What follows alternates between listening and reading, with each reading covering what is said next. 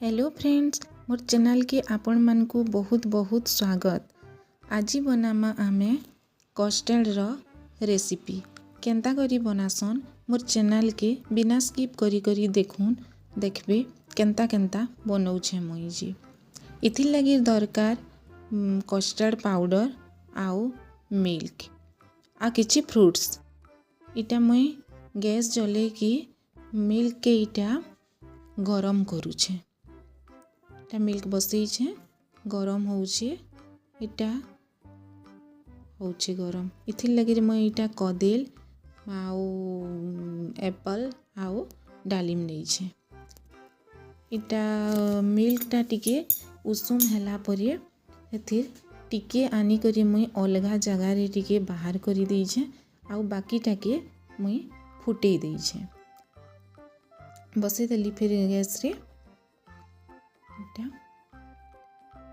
परे से गैस रे बसी छे जिंती फुटुला गुरस रे मुई चीनी दे देइछे। तार जेतकी दरकार चीनी मुई दे देइछे। तापरे जिन बाहर करिथिली गुरस टिके उषुम गुरस रे इटा कस्टर्ड पाउडर मुई ढाली देइछे।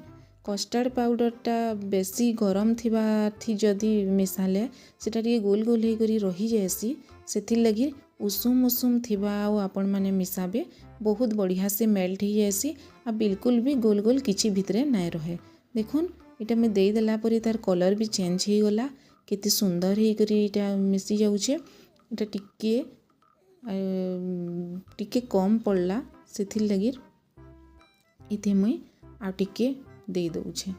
नाकि पूरा पानिया नहीं कि पूरा बहल नहीं, ठीक ठाक देखी करी देबे। इटा काणे कि गुरस रे पड़ला परे फिर टिके बहुत बहलिया ही जायसी। एथि लगी इटा हे गला देखुन केते बढ़िया से मिसी गला, बिल्कुल गुटे भी गोल नाइन इथि पूरा मिसी जाइछे, पूरा पानी लेखे हे करी मिसी जाइछे।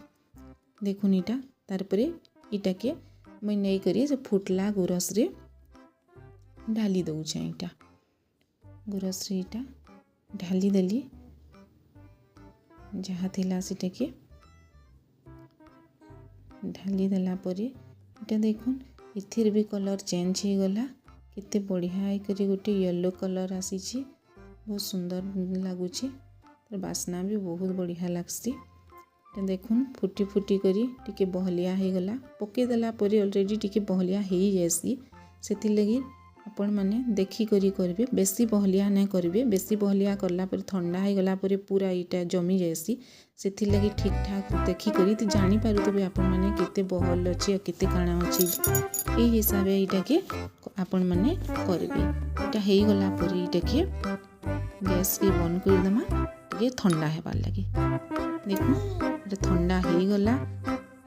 ठंडा हे गला परे इथे में काटी करी रखी छे डालिम, कदेल आउ एप्पल।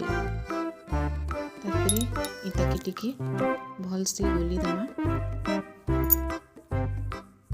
देखो इटा गोली देले में भल से। तापरे इथि सब फ्रूट्स के पके दमा। देखो इटा में डालिम पकाली पहला,